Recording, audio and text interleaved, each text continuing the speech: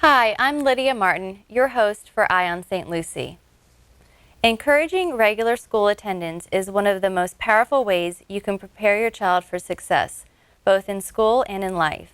When you make school attendance a priority, you help your child get better grades, develop healthy life habits, and students are more likely to succeed in academics and graduate when they attend school consistently. Today we will explore the attendance policy, some interventions our schools have, and community support for ensuring students are in school. Attendance matters. We belong in school.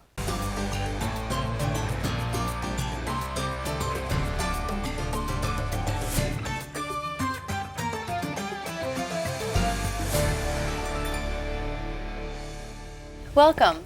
Eye on St. Lucie provides an opportunity for insight into district programs and policies. And I'd like to begin by welcoming our guests, Heather Clark and Linda Soto, and ask them to share a little bit about themselves. Heather, we'll start with you. Good morning, Lydia. Thank you for having us today. Again, my name is Heather Clark. I currently serve as the Director for Student Services with St. Lucie Public Schools. I am thrilled to be rejoining St. Lucie. I served 17 years in different capacities as a teacher, as an ESE program specialist, more recently as an assistant principal. I served a few years in Indian River, and I'm pleased to be returning and serving the students and the staff of St. Lucie. Thank you so much. Linda? Hi. First of all, thank you for having us me on the show. And my name is Linda Soto, and I've been with the Boys and Girls Club since 2006. Okay. I started as a truancy specialist, and in 2013 became the Vice President of Specialized Programs, leading our A+ attendance program. Okay. And I'll get into what that means later in our the show. I am a native from New York. Okay. Relocated like most Floridians to Florida in 2005. I am a proud mother of two. And just happy to be a support to the school district. Well, wonderful. And we'll talk a little bit more about that partnership. So thank you to both of you for being here today. Heather, can you start by telling us why attendance matters? Why is this a focus of the superintendent? So students' attendance is critical, not only for their academic success, but also for their social and emotional success, and when we're looking at their post-school, what they're going to do after graduation. Attendance really develops habits for students as employees, and really increases their potential for earning and success in school. Superintendent Gent has made it very clear that all students deserve to be in school. And with the attendance campaign, We Belong in School, there's been a focus and a re-emphasis on looking at students' barriers to attendance. And our job as educators and our Student Services Department is really to break down those barriers for students. And those barriers may include their mental, social, and emotional health. There may be physical concerns, physical health concerns that need to be addressed. Also, there may be barriers with regards to transportation or families requiring assistance with clothing. So there are many things that need to be considered, and we want to ensure that we're supporting students so that they're in school and getting their education and learning. So, we have a lot of services, and I know that you're going to be talking about that. Mm-hmm. And I think it's probably interesting to the public to note that these are soft skills that we're trying to develop, just the habit of attending school, which would be very similar to the habit of attending work. And so obviously not just the important piece of being there to engage in the lesson that's being taught, but just to learn those good habits. So I'm glad that you mentioned that. Can you tell us specifically what is the attendance policy? Well, the attendance policy is very comprehensive. I will speak a little bit about, first of all, where families and community members can access that. Our attendance policy is included in our student progression plan. So on our St. Lucie County website, if you go to the student and parent section, you will be able to access that under student progression. It's broken down with elementary, middle, and high school. The policy really outlines what the requirements are as far as students attending. There's a compulsory attendance, and so that is for grades for ages 6 through 16. Students must attend school. When we're looking at attendance, we look at many different factors, one being chronic absenteeism. So chronic absenteeism is really comprised of 3 different areas, and that includes excused absences, so students that may be out and they're ill and they have a doctor's notice, unexcused absences, and that may include absences wherein they were not provided a note or for reasons outlined in the attendance policy, it was unexcused, and also suspensions. So that is one piece of that. Truancy, we're looking specifically at unexcused absences, and I know that Linda is going to talk a little bit more about the project with Boys and Girls Clubs and the way that they support truancy. And then we also look at average daily attendance. So that is the percentage of time that students are in school every single day. So we measure that as well. So when students are absent from school, we are required as a school, as a district, to notify families. So we have automated calling that goes out every evening to families to notify them if their student has not been in school. Oftentimes families will then contact the school to say, yes, I do know that my child has not been in attendance, and I will send in a note. But that is just a reminder to families. There are instances where families may not be aware, and there is a need to notify. If students miss 5 days of school, up to 5 days of school, we have in our policy that we must notify families within written form. Okay. So we would then provide a letter to the families to notify them that yes, your student has not attended in 5 days within a 90-day period, and we want your student in school. How can we support you? We monitor that data very closely, and we're going to talk a little bit more about attendance teams and what their functions are at the school level. Okay, excellent. Thank you. I know that's a lot of information, but as you mentioned, it is available on the district website if families want to take a deeper dive into the specific reasons a student can be absent, what's required for elementary, middle, or high school. So thank you for mentioning that. Linda, welcome again.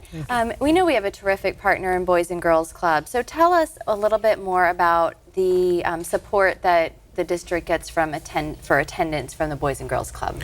So since 2006, Children's Services Council has provided us funding, excuse me, to be able to support the school district. And so currently we are in 16 schools. We focus on kindergarten through 5th grade, although this year we've expanded into the 6th grade.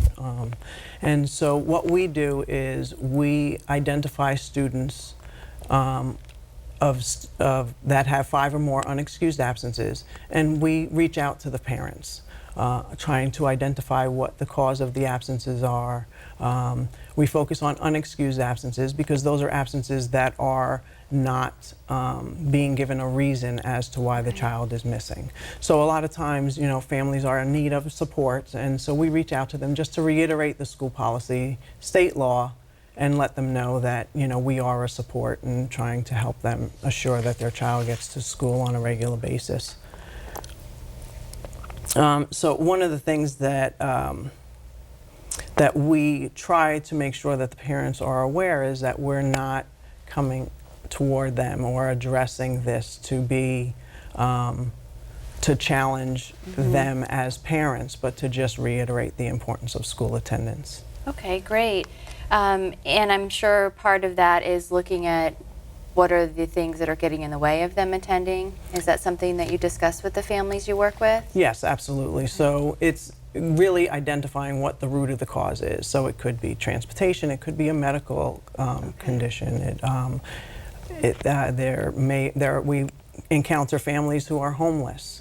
You know, so really getting them to a place where they're comfortable with, you know, it's very challenging for families to be contacted and automatically open up to the truancy specialists. And I do have to say I have an amazing team of 5 truancy specialists who serve different schools, you know, are assigned various schools.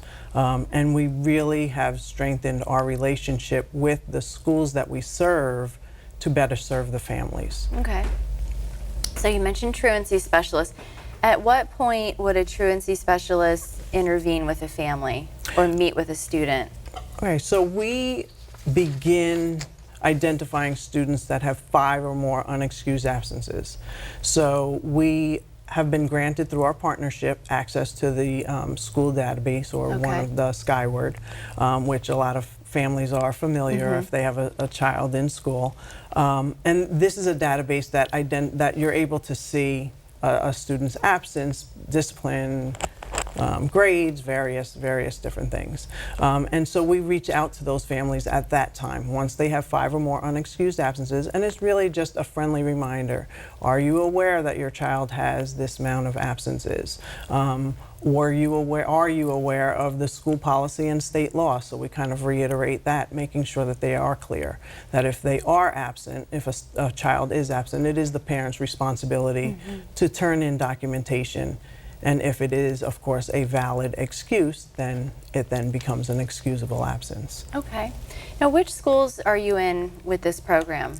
So as I mentioned, we are in 16. It's not a test or a quiz to make sure you list them all. Just want our viewers to have an idea of some of the schools that you serve. Absolutely. So we are in Bayshore, Floresta, Chester A. Moore, Sam Gaines Academy, Manatee, Morningside, Mariposa, Village Green, Lakewood Park, Lawnwood, St. Lucie Elementary, Bayshore, I know I'm missing a few, and also Dan McCarty. Dan McCarty is a new school to us this year because, as you know, that is a middle school, and we are focusing on the 6th graders. And the reason why we put our emphasis and focus on elementary through 6th grade is because it is the parent's responsibility. The law states that a student of the age of 6 to 18 it's the law to attend school. They have to have regular school attendance. So if we can start at an early age, making sure that the students are aware of that they must be in school, that it's a requirement, and you know, there could potentially be punishable measures if you know if that is not abided by. So just kind of reiterating the importance, and it's not just the academic component, it's also the social, emotional, responsibility, accountability, you know, teaching them good skills early on. There you go. That's excellent. Thank you so much. Heather, how are schools monitoring attendance? So schools are monitoring attendance in many ways. One thing that each school has on their campus is what's called an attendance team or an attendance committee. So those attendance teams are comprised of representative from school administration. If Boys and Girls Clubs are serving in that school, the truancy specialist will serve on that team as well. A guidance counselor, our ESE school-based specialists who serve our students with special needs also serve on this. And they review the attendance in an ongoing way to look at the number of absences, not only just the number of absences, but why are those absences occurring, and digging in to individual students and having discussions about not only just the monitoring of, but what interventions may need to be put in place. There's a review of As Linda was stating, if a student has missed 5 or more days, there may be a referral to the truancy project. We also have school social workers that are in attendance at those meetings, so we would conduct a referral with our school social worker to perhaps make a home visit to discuss the importance of good attendance with families, to see if there are any interventions, any supports and services that they may need in order to have their students coming to school on a consistent basis. So you mentioned the interventions. Can you tell us a little bit more about what those things might be? Sure. So, from a school standpoint, it's called a kind of a tiered system. Okay. So we have different levels of intervention. One thing we don't want to fail to mention is that we, first and foremost, want to recognize students for that consistent attendance. So each school has in place recognition for students that are attending in an ongoing way. So that positive recognition is very important, and the connection with adults.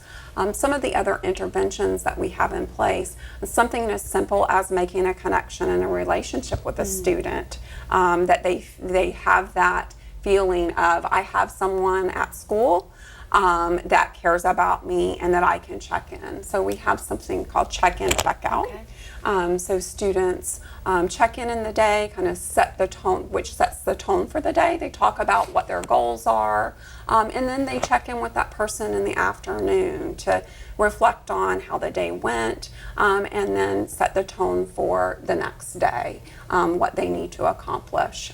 So just having kind of that check-in, check-out has proven to be very important and has increased students' attendance. We also have mentoring, so connecting students with mentors on the campus, and just providing that support in an ongoing way. Other very simple interventions are making contact with families, and it starts really with the teacher to say, I missed Johnny at school today. Okay. Can you tell me about why they're out? How can I support getting them back to school? So the teacher, really has the lens of what the needs of the students are the best. So that individual contact is very important. Some other things that we have in place are certainly, as I mentioned earlier, social worker intervention. We're also running groups at schools. So when I say running groups, we have social workers, guidance counselors, where they may have identified a group of students that attendance may be a barrier. So they're working with that. Okay. And then there may be other things that come to light in those conversations that they may need support in. We have referrals to outside agencies. So when I say outside agencies, we have partnerships with agencies such as Suncoast, Sequel, that provide mental health services if that's a need for families. And then of course, we certainly don't like it to get to that level, but sometimes we have to intervene and refer to truancy court. Okay. If there is habitual truancy going on, and that's where the judge and magistrate support and intervene to ensure that students are coming to school. We also have a program or a collaboration with CINSFINS, and that stands for Children in Need of Services. So they assist families with connecting them with services. Wow, that is a whole lot of intervention Yes. going on, and some just as simple as, hey, glad you're here today, whereas some are really garnering support from outside agencies. And one of the things you mentioned is when it gets to a point where there are too many, even with all of the support and interventions provided, we may end up in truancy court. Will you share with us what that process is like and what happens? Sure, absolutely. So from the Boys and Girls Club A+ attendance support perspective, what we do is, as I mentioned earlier, we receive a report. So that identifies the students that we need to have addressed. Once we do that, and the measures that we take are, we initially start with a phone contact. Okay. We try to reach out to the parent, And again, as I said before, just kind of reiterate, trying to identify what the cause of the problem is. Sometimes we're successful in our attempts and sometimes not. So we generate those reports every 2 weeks. So if we see that a student's absences have increased, we will again reach out to that family. And maybe another phone contact. Sometimes phone numbers are disconnected and the school hasn't been provided the updated information. So it is important for the parents to make sure that they're updating that information regularly for emergency purposes. So then that would generate a home visit. So we continue to monitor any student who comes or we've made contact with or that shows up on the attendance occurrence report that we pull, and we monitor them throughout the year. So we're tracking to see, are their absences improving, decreasing, improving or increasing, and then take measures from there. So after all of our efforts have been made and absences still continue to occur, we do request a problem-solving team meeting, which is held at the school. Usually the guidance counselor will set up that meeting, and that is where we all come together. And when I say all, that's the teachers, the principal or assistant principal may attend, the guidance counselor, social worker, ourselves, the parent is invited. If any outside agencies are working with that family and the family is comfortable and wants to bring them to that meeting, we recommend that as well. And at that meeting, we come together to really find out what the root of the cause of the absences are. Reiterating, I can't use that word enough, going over and over with the parents to make sure that they are aware. Not only is it the law, but it's important for their child's future.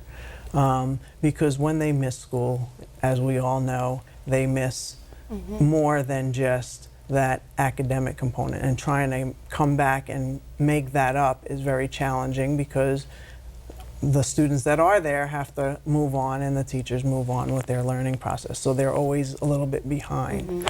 After the problem-solving team meeting is held, if the absences continue and court criteria is met, and what that means is if a student has 5 or more unexcused absences within a 30-day calendar period or 10 within a 90-day period, they can be referred to truancy court. At that time, the parents are aware that that would be the next step. Of course, prior to that, we really try to get whatever resources and services in to support the family and the student. But if it's warranted, we do bring a family to court, and at that time they are in family court until the child's attendance improves. And we usually look at a 3-month period of improved attendance, and that means no additional unexcused absences. And during court, there could be sanctions or orders that are placed, such as a parent could be referred to parent workshops. They could be referred to community service hours if the absences continue. Okay. I mean, that sounds like it's a last, thing that we do because we have so many different interventions in place, but we know that sometimes that's the only way that we can get students to attend. And sometimes it is actually very effective. We've had a lot of families thank us for just kind of giving them that little push to ignite. There you go. And in the end, it's to benefit their child. It's benefiting their child to be in school. So we know, I appreciate you guys sharing all of this information about what we're doing with the schools, what our community partners are doing. So let's talk a little bit about this attendance campaign. Heather, can you share with our viewers what they should be seeing out there about our attendance campaign? Most definitely. The attendance campaign was launched this school year, and I know that, Lydia, you were a part of that in the media aspect and really getting the word out in social media and across the district. So we started out, of course, with kind of the logo of "We Belong in School," so that all students belong in school. And families should be seeing messages on their school's marquee encouraging positive attendance. There is a monthly message we have created and provided to each school. The marquee message that would be included. In addition to that, there are parent resources. There are attendance banners in each school. So when families and community members are walking into the front office, they will see the average daily attendance. So this is the percentage of students that are in attendance at any given day. In addition to that, there are incentives for students attending school. So with our partnership with the Education Foundation, they have purchased through a grant. We have been able to purchase certificates and supplied those to each school to recognize students in their monthly or quarterly recognition for positive attendance. So there's a lot going on to just get the word out that kids belong in school and we want them here. And I know one of the important pieces that I want to make sure that the community knows is a lot of the resources that are provided to schools are in multiple languages. Yes. And you know, we hope that the schools are sharing that with the parents, but certainly parents could ask for those resources if they're attending a parent conference or they need additional support in that area. Most so thank you for going over that. Linda, is there anything else you'd like the viewers to know about your organization and your support for the schools?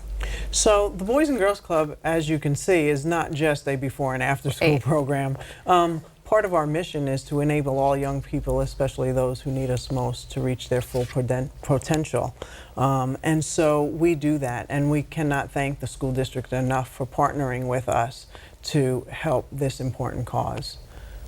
Wonderful, and we know you've been a long-standing partner, and we appreciate the support. Heather, one of the things that you mentioned before was the mental health. Mm-hmm. It could possibly be a barrier. Do you want to expand upon that just a bit as we wrap up? Sure.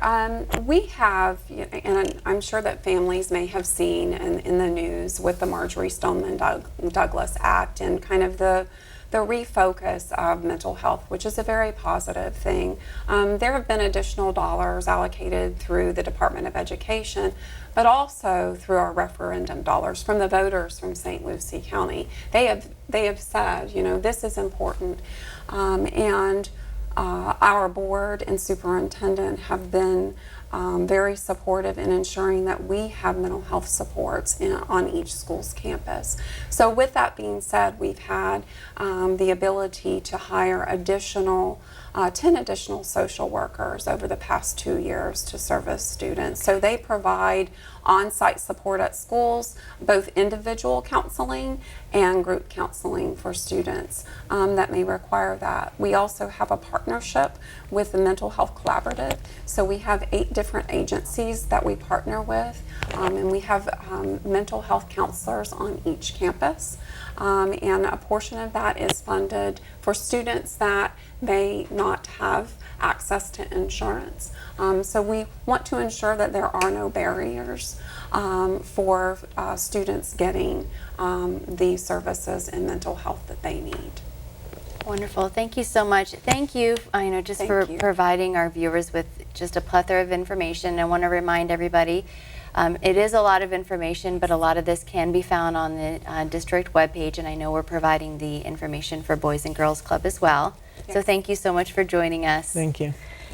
And on behalf of the station's team, I'd like to thank you for joining us today. That's all for the show, but we invite you to watch us, like us, and follow us on our social media outlets. And as always, keep your eye on St. Lucie.